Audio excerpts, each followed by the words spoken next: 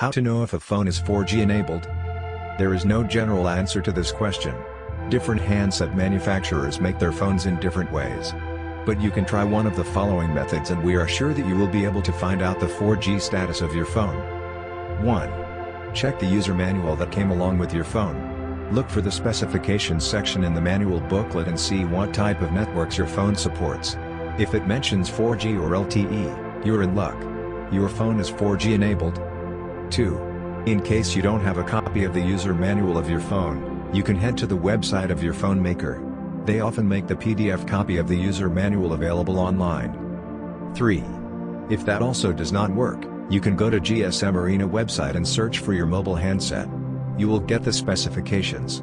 Here look for the network section and see your phone supports 4G or long-term evolution, LTE. You can also look into the settings of your phone. Following are the steps about how you can check if your phone is 4G compatible.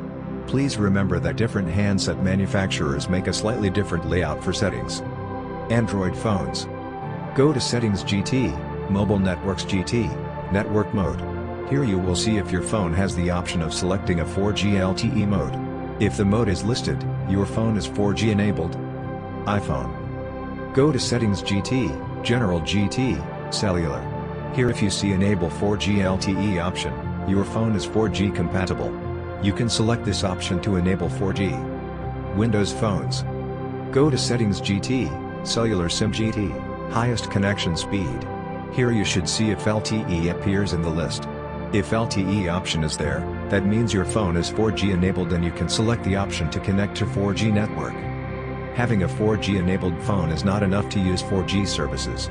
If you've been a 3G user, you may have to upgrade from 3G to 4G. For this, you should ask if your mobile connection provider is offering 4G service. If they do offer 4G services, they may give you a new 4G compatible SIM card.